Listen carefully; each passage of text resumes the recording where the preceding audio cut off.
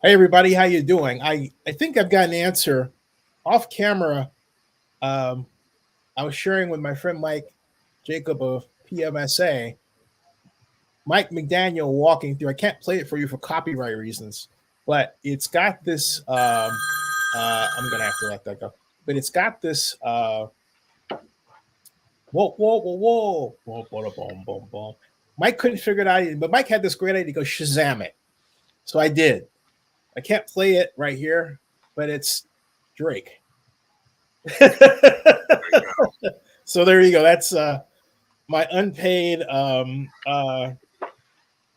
uh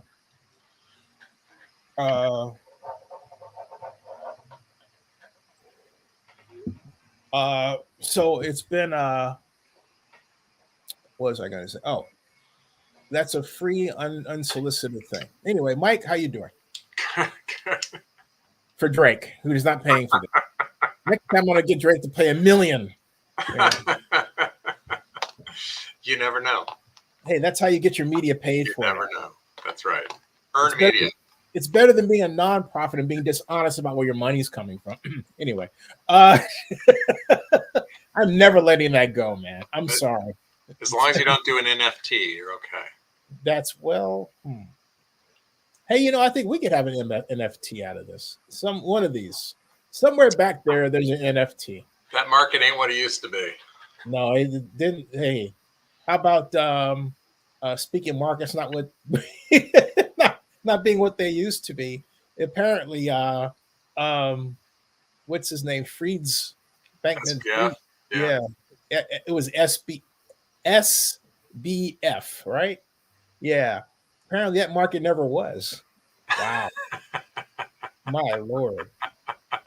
I will tell you, I went to the erstwhile University of California Golden Bears football game the weekend after the FTX bankruptcy.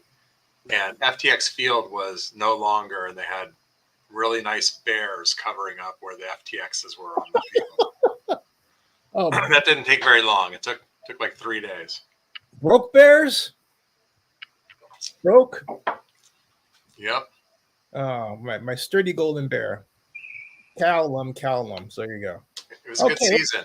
Yeah. Hey, I want to know your thoughts about the outgoing Chief Administrative Officer Ed Reiskin, who, arguably for a minute was the face of Howard Terminal and lasted about that long. Yeah, I mean, I think just in general, I mean, obviously, it's really important for the city to have a really smooth and productive transition. No matter who the new mayor is, no matter who the old mayor is, you want to make sure that transition happens effectively. And Mr. Reiskin's been around for a long time. He's been through a lot of different administrative roles in different cities and places. And by all accounts, that's going to be as smooth as possible. From what we've heard, though, there's still a lot of banding about of names of who's going to be where, who's going to be, the next city administrator. Nobody knows. But I don't think it's a surprise that we're going to see Ed Reiskin moving on. The nature of the city is going to be changing, as weak as the strong mayor system of Oakland is, you want to have a city administrator's office that's aligned with the priorities of the mayor, to have the confidence and the trust of the mayor, and that they're all working together. So, I don't think it's a surprise that he's leaving. I guess some people have been talking about whether or not he should have had a longer transition time. I don't think that's as much of an issue. I think the bigger question is how much of the other senior management is sticking around versus how many of them are leaving. And we haven't seen that yet. We don't know. But it definitely spells instability, don't you? I mean, don't you think? I mean, because the one thing that I have objected to with strong mayor is this constant shifting of chairs at the top. Whereas when we had a council manager form of government, say what one will about it, at least we had for example, Henry Gardner as city manager for 13 straight years, we had stability. Yeah. There's a reason why that's the default governing position of every municipality in the state, right? If you're not a charter city, if you're a general law city, that is the form of government we have for every municipality. And, charter cities have the right to change their form of government, but that doesn't necessarily mean that's the best way to do it. So, yeah, I mean, there's definitely some real, there's gray and blurry lines that have not benefited the city over time since they've gone to non-strong mayor, strong mayor, right? And the question of whether or not the council's overstepping their boundaries and all this other stuff. I mean, those types of disputes would never happen before. You could have actually had stronger council oversight than you have now. But that's a system that we have. That's what the charter, is set up, whether you like it or not. And like I said, I mean, I think for this project and for other development projects, people are going to want to see who's the, who's going to be the new city administrator, but also what happens with senior staff. Do they turn over or do they stick around? And that's just something we don't really have a lot of clarity on yet. And I want to ask you, I think it was a mistake. I told the mayor my thoughts when I interviewed her about her making herself, Mayor Libby Schaaf, the face of Howard Terminal, given the fact that she was about to be termed out and hadn't named the successor. And I asked her then, I said, is it Ed Reiskin? And she said, well, maybe. So now here we are, and the answer is, eh. How do you read, Libby, how this does offer a referendum on how Libby has handled this, don't you think? I mean, that's such a tough question to answer, isn't it? I mean, yes and no. I think the bigger question is where are the A's, right? Mm-hmm. I mean, if you've been looking to the city to carry your water for you and basically bid against themselves, which is what's been happening over the last year and a half, where the A's have stuck their heels in the sand and said, we're not going to budge on these things. And you're, trying to find out, where the city can budge. And in the meantime, basically the only thing the city can do, and where you're right, where Libby has been the face of this, is in going out and marshaling resources from the state and from the federal government to get grants, right? And it certainly puts them in an awkward position. Ed Reiskin, in September at the council meeting, put out what could only be described as a very honest memo. It was very straightforward, very honest, and said, we don't have the money in hand. Even if we get the grants we want, we're not going to have enough money to do the project under the revised costs that are laid out there. But here's what we're going to try to get. Identified for the project's on-site and off-site infrastructure, and to address those issues.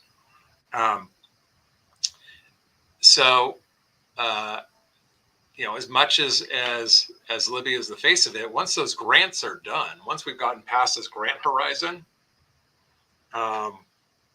then the answer is no. She's not the face of it anymore, because it's not the same project. I mean, who knows? Quick question, if I may.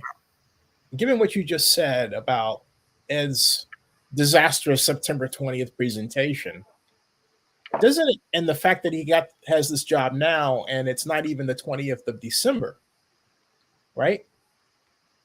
Can we read that as, hey, I really don't give a blank, so I'm just gonna let it all hang out, and I'm out of here anyway? I don't know.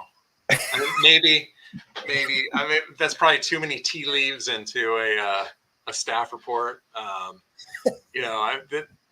Sometimes you can only just say what you can say, right?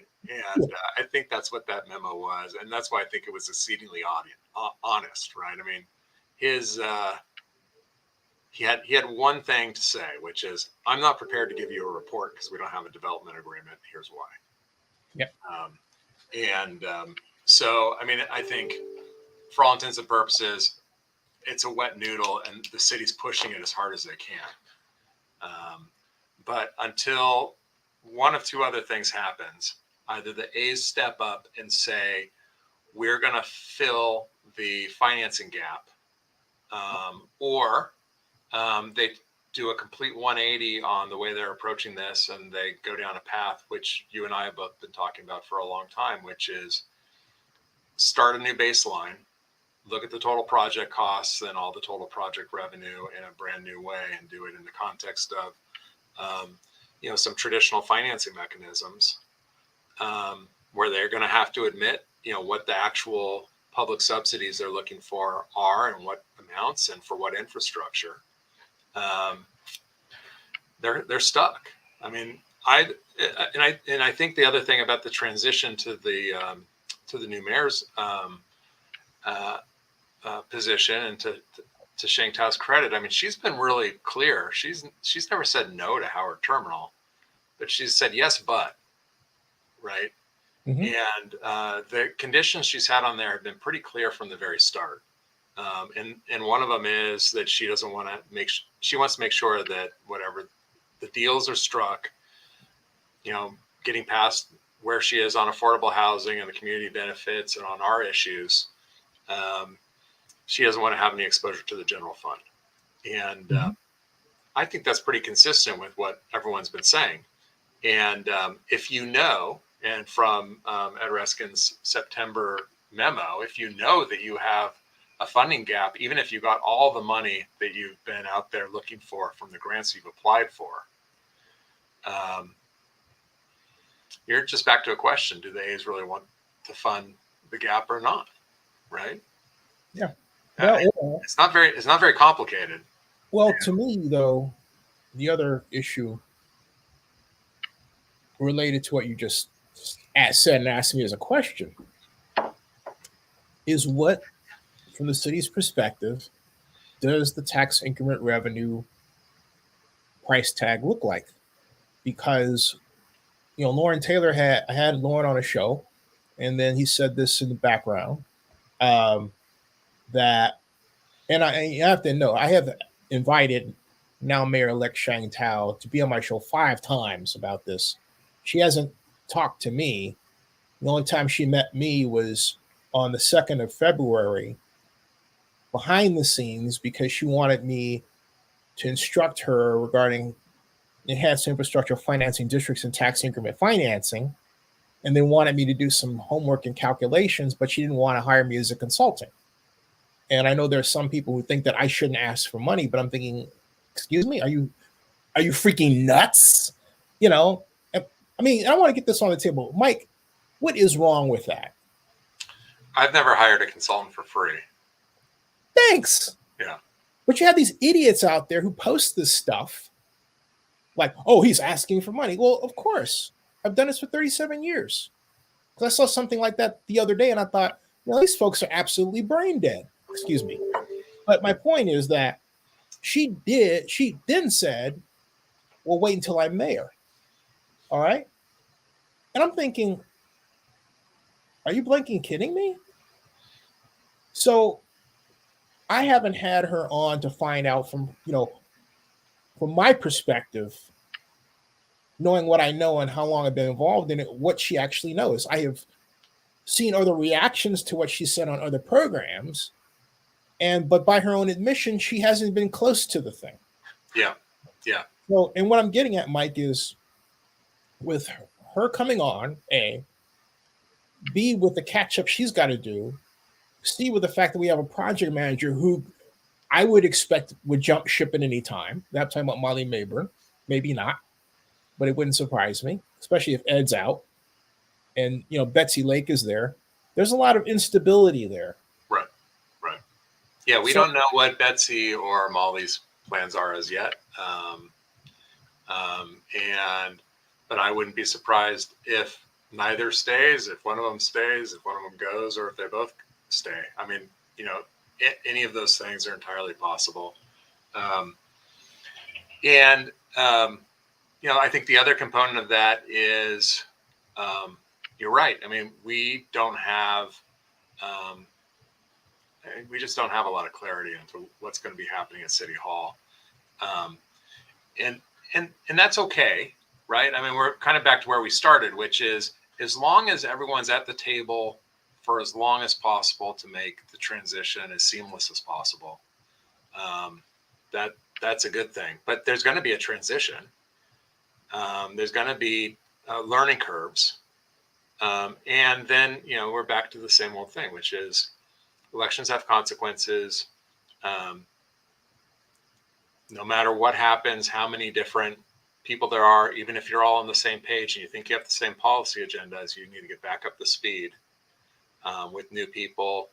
And you want to have that, right? You want to have someone take fresh eyes to things that haven't been, already settled. And this obviously hasn't been settled. And one of the big differences between the approach that Libby had to the project versus what we expect from the new mayor is, Shang Tao has not been a project cheerleader from the start. And her messaging on this prior to her campaign and during her campaign was, I'm not just saying yes for the sake of saying yes. I want to say yes to tangible product with these outcomes. Libby said yes to the project, but it was within a context, and it's a context really well, which is she for years and years and years had already said, we're not spending city money on things. That's why, she had the same type of relationship we had with the Warriors and the Raiders that you've already talked about, for years. And so now we're in this situation where everyone's trying to walk things back. They're trying to negotiate, but not negotiate in public on one side, but all the other sides negotiating entirely in public. That's a tough situation to be in, where you've already said, yeah, I want this project. And by all accounts, they chose this location because it was Libby's preferred location.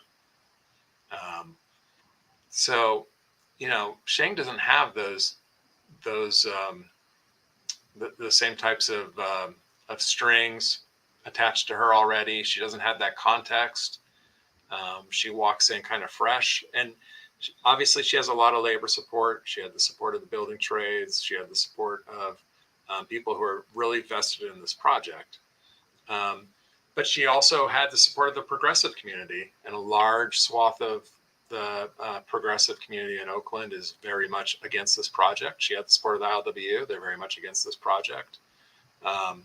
And so, she's still walking in, I think, in the same position she was before, where she's trying to balance her position. She didn't, come out as a cheerleader, and she specifically said, I'm not going to cheerlead for this project. I'm going to try to do it right.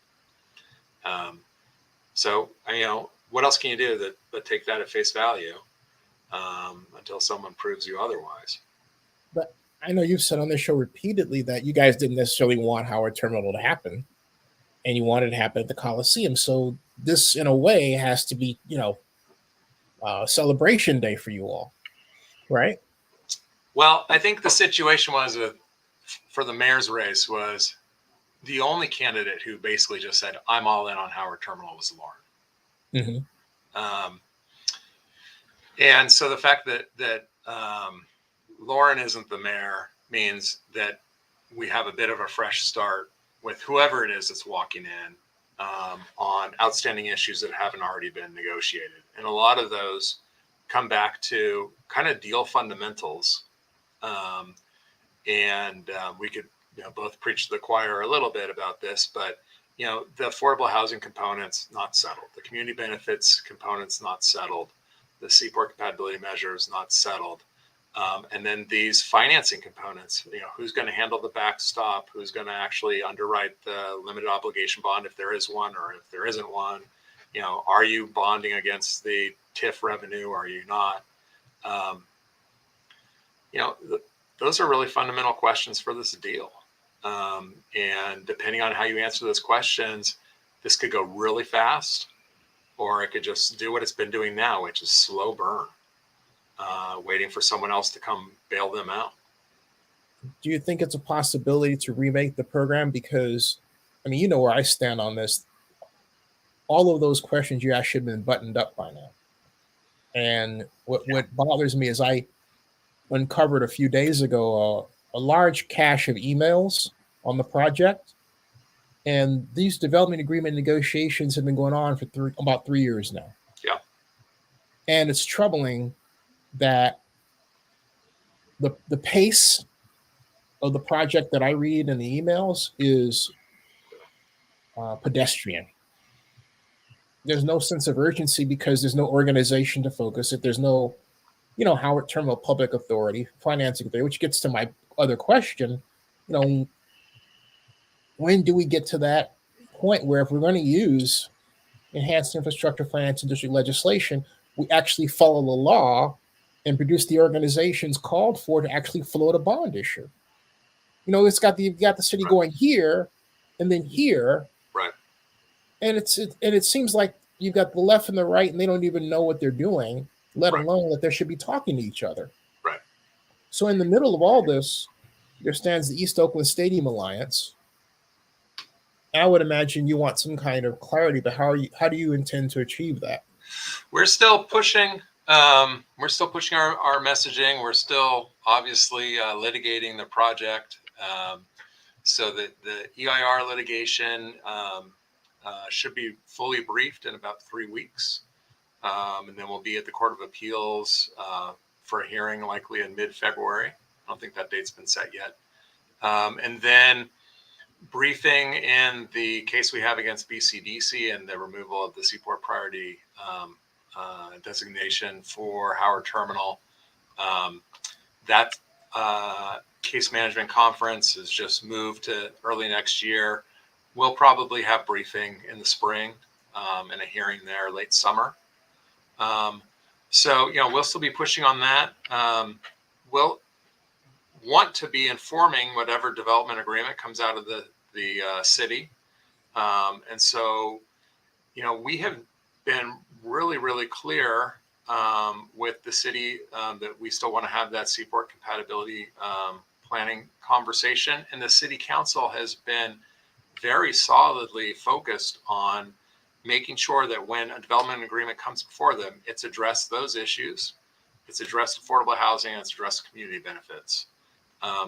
And so, we are somewhat hopeful that with the new administration, the new mayor, that there's a bit of a baseline there, and maybe you'll have an opportunity when you get the mayor on your show to lay that out too, and just ask, when are you going to set up the financing authority to address the TIF? One of the things that came up yesterday.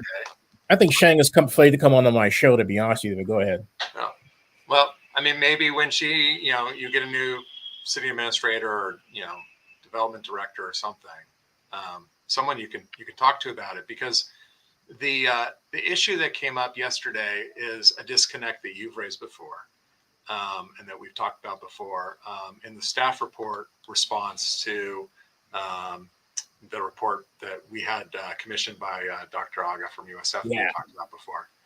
And one of their responses was in response to the criticism that she included in her report about the way the city was handling its IFD, was that these are new, right? That this doesn't happen. And, it's jaw dropping. We were doing this for 40 years before redevelopment was suspended. So, it's not new in California. It's not new in the rest of the country. Most states have some form of a tax increment financing. Some of them don't, but most of them do. And they're used for stadium projects and other large infrastructure projects all the time. So again, we're back to where we were before. There's nothing inherently wrong with. But Mike, that's why I'd like to be in charge of the project, because, as I've said on infinitum, my first job out of grad school with as a rapport was doing tax increment revenue, and went from there. And we talked about this too, right? We've been accused with this report by Dr. Aga. People are saying, "Oh, you guys are opposed to everything." We support tax increment financing when it makes sense. We support it for seaport infrastructure. The criticism in that report, is really about how much of a subsidy do you want to build into this project? When the dollars come out, where do they where do they end up being in terms of how large the subsidy is that's going back in the tax increment? And is there a limitation on that or not? And we just don't know the answer to that question, right? Does that tax increment last forever because it's a tax subvention that lasts for as long as that lease is out there? That's 66 years. You would never finance anything over 66 years. That's crazy. Like if you're doing a revenue bond, would you do it for 60 years? No. If you're doing a general obligation bond, would you do it for 60 years? No. If you were doing a limited obligation bond, would you do it for 60 years? No. Well, why would you do a tax subvention for the entire length of the lease? You just don't know. There's no rhyme or reason to that type. Well, the law calls for 45 years. So it says, so you have 45 years you're collecting the revenue. But what bothers me about, again, this gets to, and I'm just going to say this straight out, the over politicization of the project and the rampant attack of anti-intellectualism that has been applied to it. Specifically, for example, people weighing an opinion about TIF when they have no idea how it's done or how it works, and then this because they don't understand it, rather than asking questions. And I'm really picking on the progressive community as it calls itself because I don't really think it's that, but people like to think that they are. So I'll say, okay, fine. No one bothers to read anything or sit down and put pen to paper and figure things out. They just talk. And we used to not do things that way in the pre-internet era. You know what I mean? Right. And so my point is that, and I'm going to get to my point, is that there's a gigantic problem here. If we knew what we were doing, Mike, regardless of anything else, we would have started the Enhanced Infrastructure Financing District Zone now. Why? Because we have this really annoying tendency in the Bay Area with respect to tax increment financing to say, well, you need to wait a few years to let it grow. Well, actually, yes and no. You can establish the zone and then do a serial bond structure, but also you can basically say, okay, we'll establish it now, and while we're negotiating, we'll let it grow, right? We wasted 3 years already, and we're still wasting time. And yet, what bothers me, like, and you said it too, and you can't help stepping in the puddle, is it's the city council that's putting itself in the position of agreeing it, but not as the public financing authority in accordance with EIDL, Enhanced Infrastructure Financing District law. And what I'm saying basically is that by not following the law to the letter, they run afoul of being sued for not following the process properly, for doing out of procedure. When if you follow it by procedure, the needs of your clients are taken care of. You have a new truck stop and everything else that I've said before. This is dangerous. It is so over politicized, and people argue at these little internecine levels so much that they have, and yet they have no thought or knowledge of how the project is actually supposed to go, but they keep making decisions, right, and they're creating new problems. And I'm thinking, if I'm the A's, do I want to stick around for this? And my answer would be no. Yeah. Well, what's funny is, yesterday is a little microcosm, and then we can talk a little bit about the fact we have new composition, some new council members too. But I think the council is being really transparent where they are on this.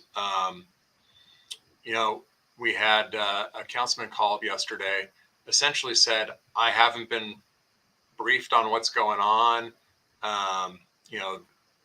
The A's haven't been engaged. They're not really pushing on stuff. Don't lobby us, go lobby the A's.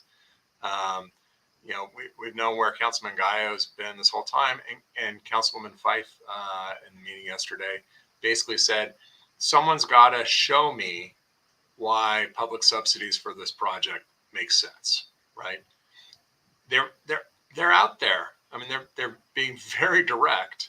And I think the same thing is true with by now, she's never going to get it. Well, no, I mean, the that was in response to the city saying, we can't be criticized for what we're doing because no one has the deal in front of them. So if you don't have the deal in front of you, you can't form an opinion. And she said, she was saying, okay, you got to show me what the deal is then. You know, there's a bit of a game, and I think your concerns fall smack dab right in the middle of it. The council can't take the initiative to do staff work on its own behalf, right? Right. Staff needs to do it. The city administration needs to present items to the council that make sense and that are a fair representation of the negotiation and that put the city in the best light to capture the most revenue, create the most infrastructure, build the most value. And they should be doing that whether it's for this project or something else. And then, you know, then the council is going to make the decision they're going to make. But, you know, I don't think they don't have opinions on this. I think they are being really clear. We don't have the capacity to make informed decisions because the staff and the A's are not showing us their hands, right? They're basically saying, we don't know. Yeah, but here's what's going on. Should the council, I'm going to go into my old redevelopment hat and say the city council doesn't have the knowledge, expertise, or intellect, and I'm being hard deliberately on this. Aside from the fact that I'm hoping I don't have cancer and I'm reaching my end days, but I'm at the point where I'm tired of this nonsense. And part of the nonsense is, first of all, you should have, and your clients can have everything they want for it. This is not a left-right issue. This is a matter of getting a project done and getting infrastructure improvements done, including for your clients. If this was being done the right way, and we talked about this, right? We would have a fight about whether or not this is the correct location for the stadium, and that would be settled. And then we'd have a fight about what's the right way to mitigate the impacts out of the stadium location. Right. But here's the thing. That's not what's going on here. And I don't mean to overtalk you, but I'm just making a point. Whenever you take, and the A's are supposed to pay property tax on the stadium, which is privately financed, well, then that goes right into your TIF, your tax increment financing. Okay. Yep. And if it's only a 600 million or something, you peg it at 2 billion. We've said this before. And then we say, okay, what is the target level of money in terms of TIF revenue we need? We've never had that conversation. And then Lauren says, we have a calculation, but the public can't see it. I said, Lauren, that's public money. You cannot hide money from the public. That's essentially what the council is doing. So my point is the council should not be making the decision on this. It should be the Public Financing Authority by law. And I'll say this, I've said it before, and I'll say it again. But if I were the East Oakland Stadium Alliance, I'd have sued the blank out of the city and by now for not following a procedure that could have given me what I wanted. Saying. I'm just saying. Okay. I don't know if we're at that stage yet, but we haven't been shy about bringing other things to court. I mean, look, everything has its time. If they're not going to be proceeding in a way which is in the best interest of the project, we're not going to force them to that because we're project opponents. And so I think at the end of, there's Name That Tune. That was my phone. We just have, I think, a lot of things which, back to the original kind of topic at hand, might get sorted out when you bring in a new team, right? Where you have someone sit down for the first time, and instead of having the history that the current administration has with this project, that turns around and says, this is new. You've been at this for over 3 years. Like, what are the issues that are still on the table? How do we get to yes? And that's what we've been missing on our side. We haven't been dealing with an administration that is forcing a developer to go out and do what a developer usually does, which is getting to yes, right? So where are the A's with the affordable housing people? They've gone backwards. If you're getting to yes with your community folks, you don't go backwards with them. They went backwards with West Oakland EIP and with Miss Margaret. They went backwards with the housing folks who originally were supporting their legislation in Sacramento for their streamlined approval process, and now they're opposed to the project. They started off with having hundreds of people at their community benefits meetings, and now all the major community NGOs are all opposed to the project. They had environmental folks. They gave them tours, all that stuff. The EIR came out. The Communities for a Better Environment filed an amicus on our case and on our side of the EIR case. They're just not. They're not doing that, and they certainly haven't done that with us. I mean, we haven't had a direct conversation with the A's over anything that could look like progress since summer of 2019. They're not in a getting to yes stance. And what we've attributed that to is City Hall basically telling them, and not the council, the administration, the mayor, basically saying yes ahead of time. We're going to support the project. We're going to be project boosters.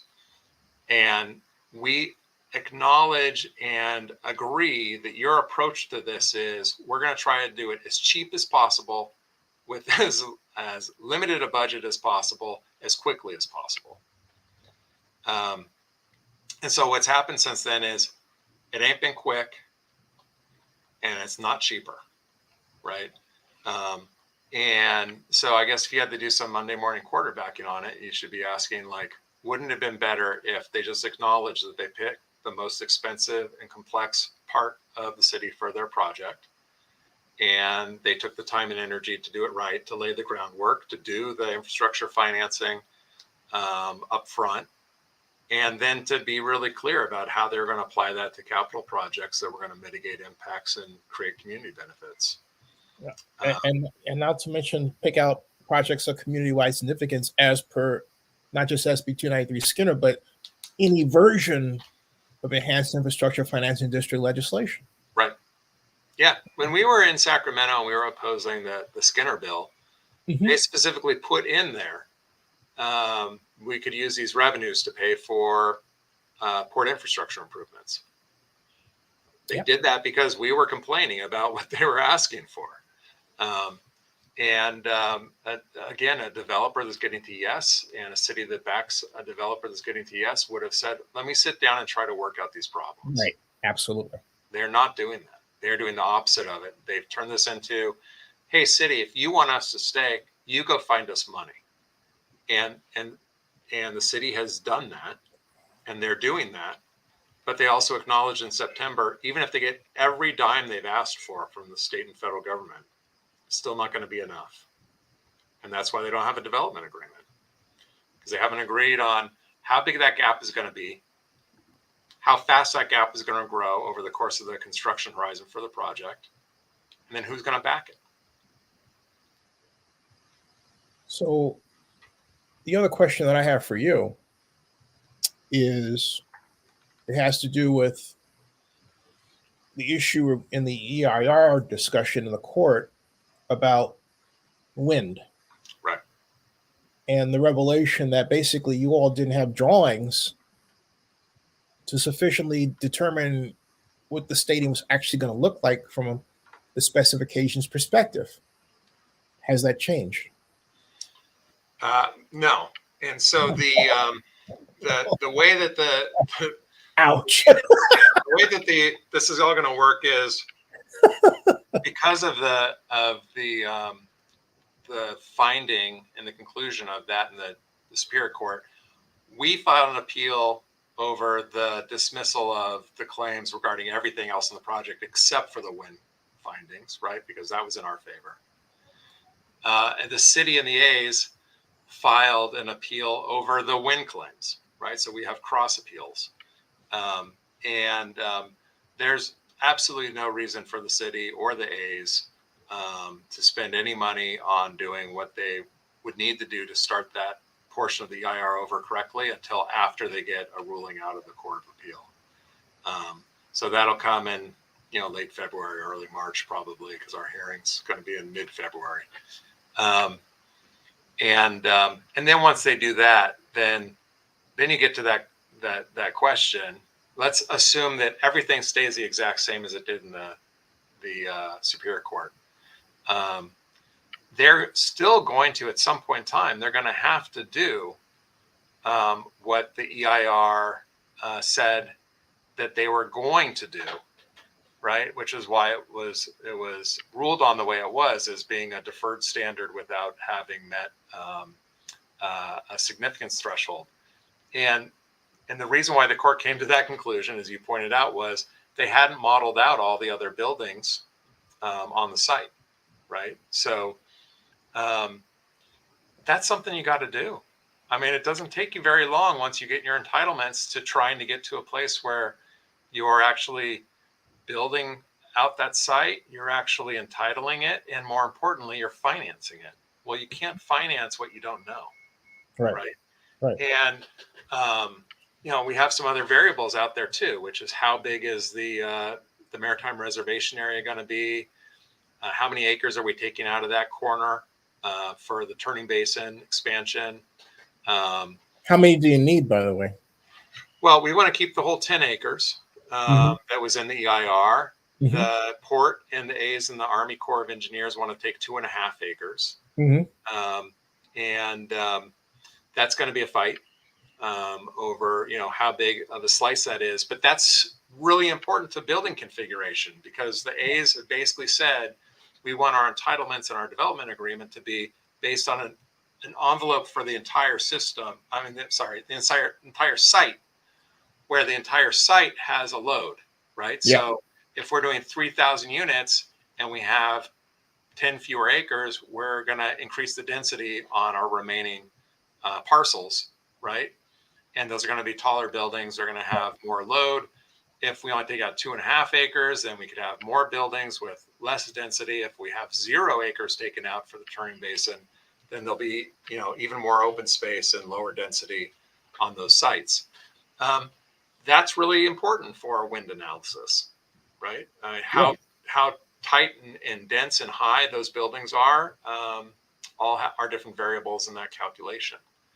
So that was one of the things the court said was, you can't just defer the types of mitigation to a standard that you haven't identified yet.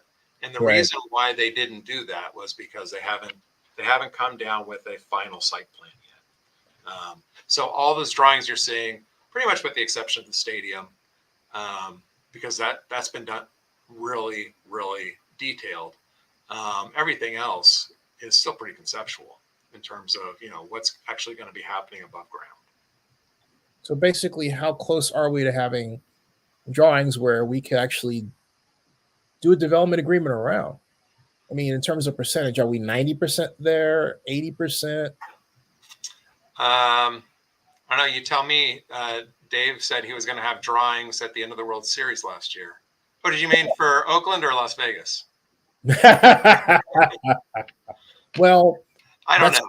I don't know. For Oakland, it'll be, for Oakland, it'll definitely be sometime after they've resolved the EIR issues. Because, honestly, if you have any other rulings that expand the scope of that EIR in terms of what needs to be recirculated, you need to do supplemental work.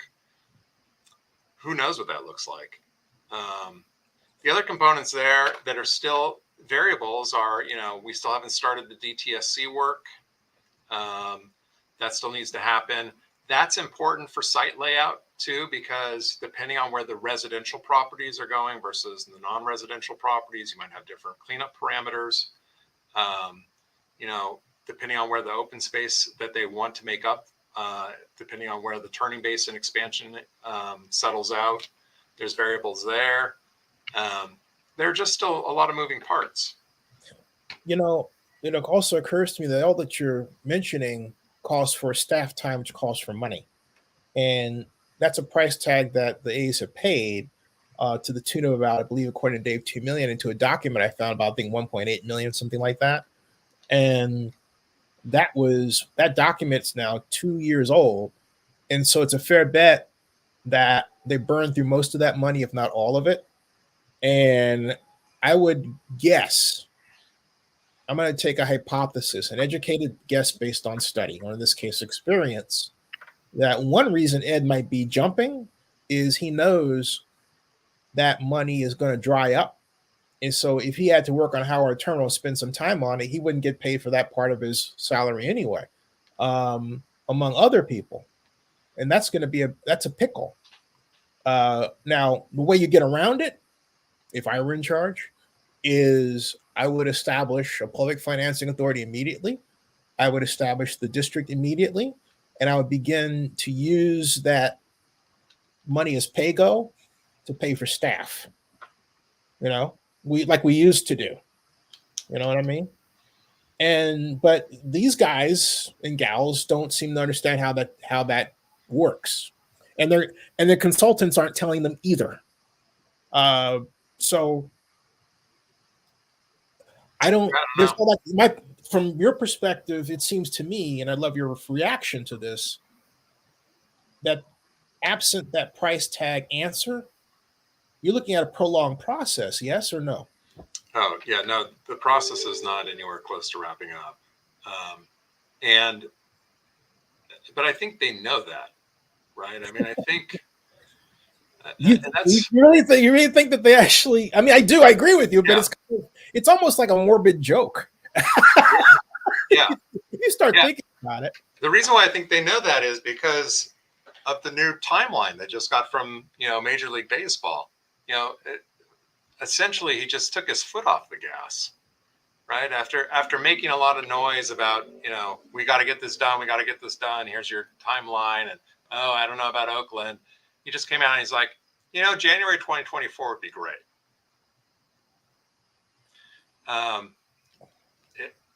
That's taking our foot off the gas, right? That is not the squeeze playbook. So yeah, you gotta, I think you gotta acknowledge at some point that there's still a lot more discretionary action that needs to occur. The trope that you've seen out there about everything's the bottom of the ninth inning. It's been the bottom of the ninth inning now for 2 years for some of these people. And that's just not where we're at. You know what it looks like to me? It looks like I'm going to give them enough rope to hang themselves because I know that's exactly what they're going to do. That's what it looks like to me. Yeah. I think we're still back to without really anything to look at in Las Vegas, without a lot of progress on Howard, without having any substantial talks occurring between African American Sports Entertainment Group and the A's on Coliseum, they just look like they're all just in a holding pattern, right? Have you all talked to AASCG? We have. It's been a long time. We haven't talked to them in a while. But when we did talk to them, they assured us that they were very open to having a dialogue with the A's, that if the A's wanted to partner with them on future developments at that site, that they were open to it. If that included a baseball facility, great. If it didn't involve a baseball facility because they moved on somewhere else, great. But they were open to that as an option if that was something the A's needed. The feedback we've gotten out of City Hall is that they're frustrated with the lack of communication with the A's right now too. And so if that's the case, then and you get this new date from the commissioner. Oh, well, now we need something by 2024. I think that's an acknowledgement by everybody that this is just not going to happen as quickly as they wanted. When we were talking about this project and it was announced that this was going to be the site that they wanted to pursue November 2018, right? They were going to be playing ball first pitch of 2023, Howard Terminal.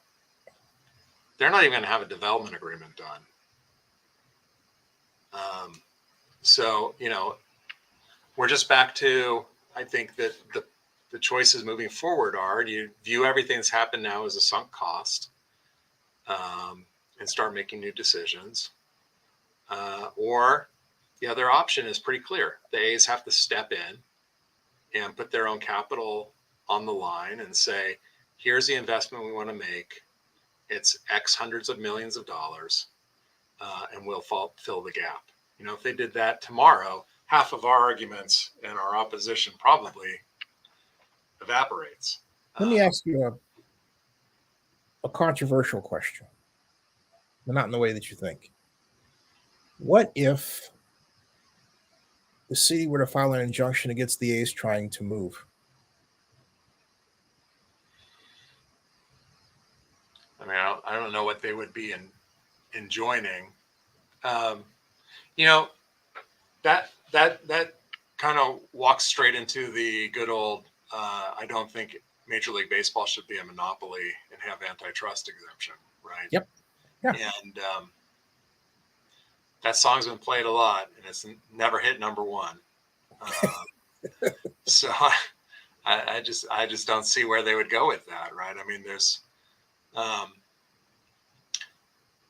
no shortage of potential response there too. I mean, the A's can come back and say, we have put a lot of time, energy, and good faith into a development process in Oakland.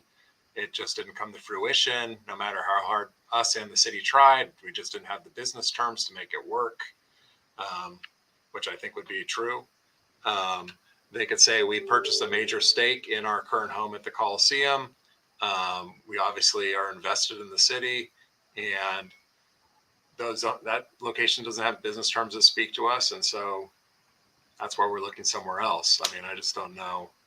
See, I think those are good responses. I don't know if that's really a good faith response, but I think it's fair.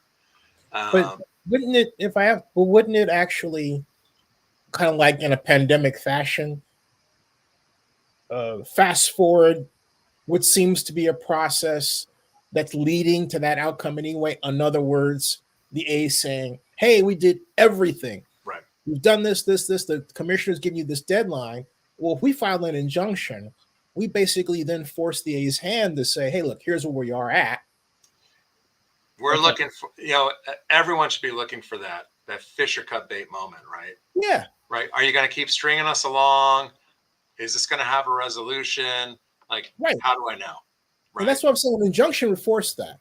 That might be a don't throw me in the briar patch moment for the A's too. They might be looking for that. I mean, they might look for some way out. Okay. That's fine. Right. Absolutely. That's fine, because if they're going to look, it's going to happen. It's going to happen one way or the other, right? That's right. That's where we're headed. Look, if you actually just look at it, you project forward one way or the other. That's where we're headed. Look, I think this is pretty clear, and we've talked about this before, but in this context, I think it's even more important. If you couldn't get the deal done last July, when the term sheet was in front of the council, and they were all sitting on it, they were all focused on it, they were pushing on it, they had all the fans there, they had a lot of momentum, they had all the building construction trades there, everything political was lined up for that vote. And you couldn't get to an agreement then. And you look at the environment now, where all the costs of all the construction are higher, the entitlement costs are higher, they're going to take longer, financing is more expensive because money's more expensive, the amount of equity that the owners have is, who knows where it is, but retail and commercial stock being what they are, the gap fortune isn't what it was. That doesn't make for a environment where you're more likely to close a deal than you were last year. So yeah, I mean, I think for all intents and purposes, when you have a lot of these questions that were hard to get to yes on last year, when the project costs less and you had a lot of people committed at the table, and you couldn't close the gap. Can you close it now? Can you close that financing gap now? And this is where we started our conversation. There's only two ways to do that, right? Mm-hmm. the A's step up and say, I'm done with the game, I'm willing to pay for everything. Or they step up and they walk away, and the only way they're interested in this project or one at the Coliseum is if they start over. Has Dave reached out to talk to you? Dave Calvin? No. Anybody from the Athletics even, behind the scenes maybe ran into them as the grocery store or something? No. That would be great. And we haven't heard them doing that either with everyone else. I mean, it will not become, this project will not become reality. It won't come to fruition again until someone shows getting to yes, right? Someone's bringing the affordable housing people along. They're bringing the community benefits people along. They're bringing us along. Even if we don't get all the way there, right? Even if not everyone's happy with the deal, you still have to have that process in place for putting that project together. And the bigger the project is, the harder that is. The bigger the project it is, the more expensive that is. The bigger the project is, the more time it takes. We all know that, but we've been spending years now not doing it. Here's where you can help me and unconfuse me, because on the one hand, I understand the East Oakland Stadium Alliance doesn't want Howard Terminal to be built. Okay. But it seems like also there's this idea that, okay, well, if this is going to happen, we want to get our concessions. Right? Am I correct? Yeah. But then there's this other part regarding the development of the Coliseum, or maybe forcing the whole kit and caboodle back to the Coliseum. And it seems like that has been largely quiet. I'm happy to be wrong on that, am I? It has been really quiet. And that's primarily informed by the fact that we don't have a willing partner there in the A's, right? I mean, when we've talked to that's what I said, when we talked to the African American Sports Entertainment Group, they said, yeah, we would love to have the A's there if that's what they want. But we don't know what they want, right? We don't know what they want with respect to building anything there. The initial conversations that we had with that group was that they knew that they was going to be their business partner. But the initial response from the A's was they were focused on Howard Terminal, so they weren't focused on the Coliseum. Right. And I don't think that stance has changed. If you have a marquee project and the potential value of it is you put in $1 billion stadium, you get $12 billion of value. And you can't close the deal, even though the city is, trying to get you hundreds of millions of dollars of subsidies over and above your tax increment financing. If you can't get that done, how in the hell are you going to manage two projects and capitalize, this place and the place down the street? It ain't happening. It ain't happening. This is chewing gum and tying shoes at the same time. It's hard. You can't do it. So, how you doing on time? We're at the 58-minute mark. Yeah, I should probably start wrapping up. I really appreciate the time, though, Zennie. Yeah, definitely. Hey, next steps. Give us a sense of from your perspective, what does the timeline look to you moving forward? At least like the next month, 2 months, 5 months. Yeah. The biggest step next is what happens in court with the CEQA litigation. That is the key that unlocks the door, or it takes the key and throws it in the bushes, right? Mm-hmm. And so that's going to happen. Everyone will have a clear idea as to whether or not this project is moving forward, or you're doing some recirculation and supplemental comments to the environmental documents. What's the date for that? Right? What's the date? That hearing hasn't been set, but it'll be in mid-February. Okay. Briefing's done in the beginning of January. Mm-hmm. So we should have a ruling from the Court of Appeals at the end of February, beginning of March, sometime in that time frame. Okay. And then there needs to be a development agreement. Nothing else is going to happen until there's a development agreement with the city. So, all the other conditions of entitlement that need to be worked out need to be addressed. that's really where we're at.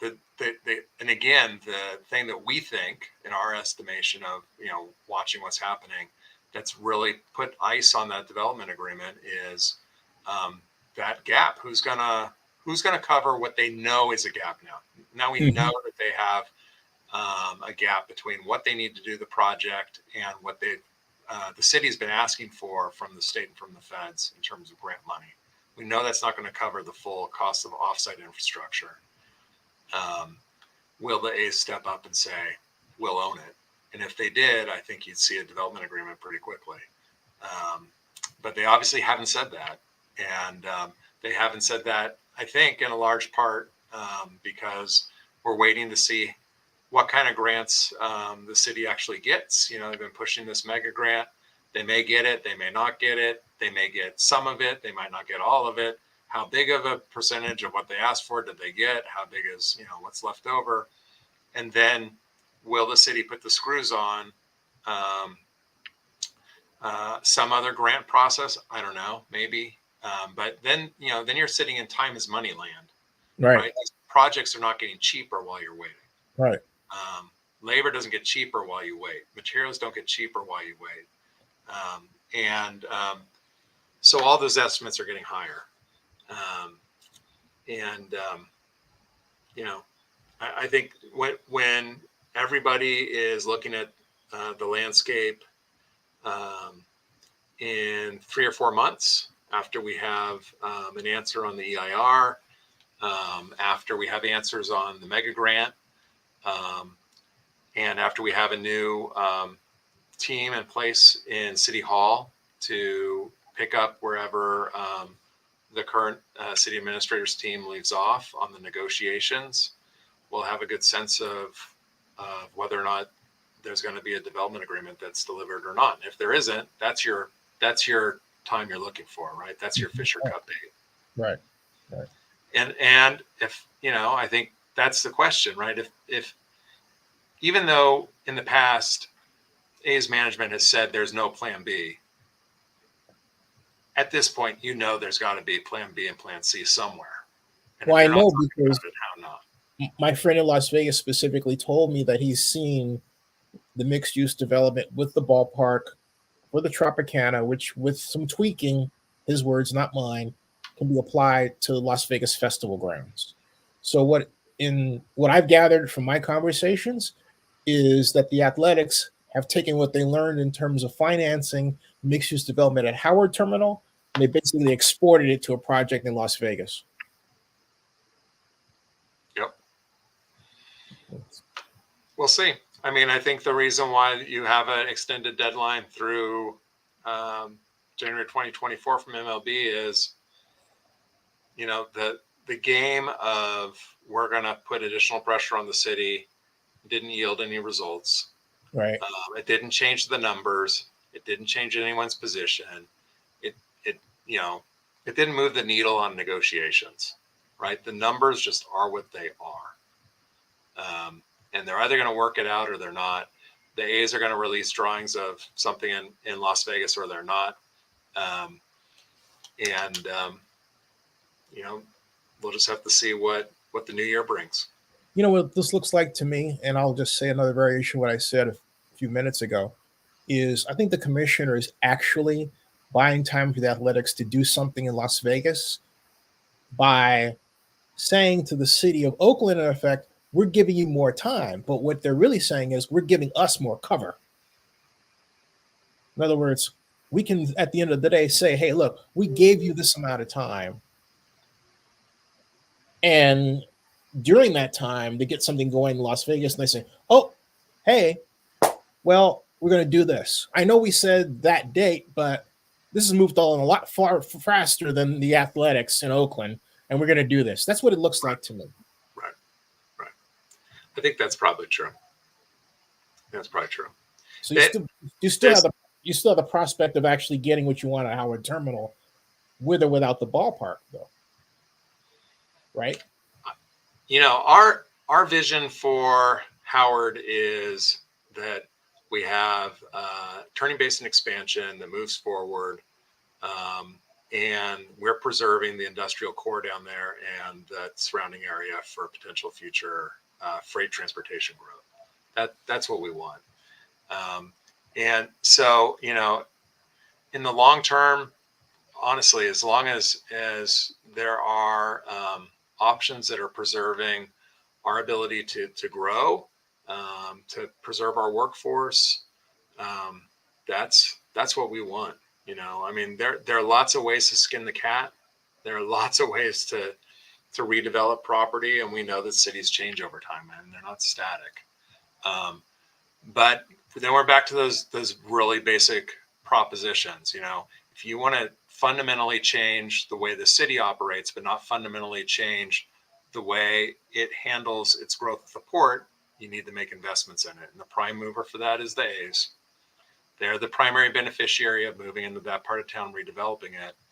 So they need to find a way to pay for that additional infrastructure to make it work.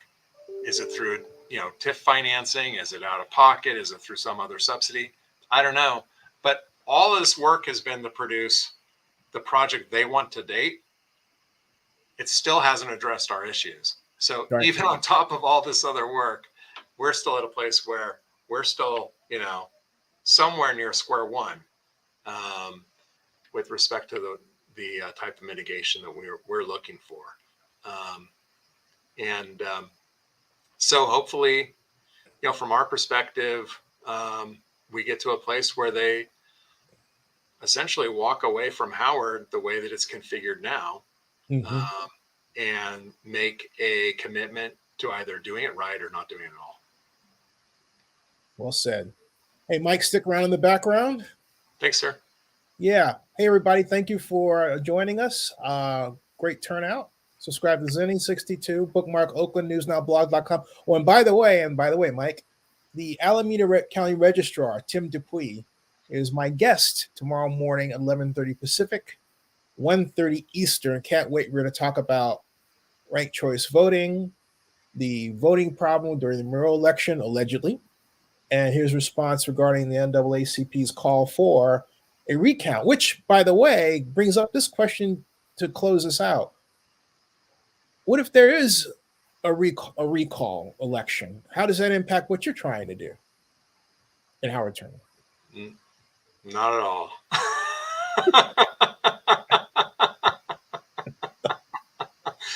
Not at all. Question answered. Absolutely. All right, folks. All right. Stick around the backstage, Mike.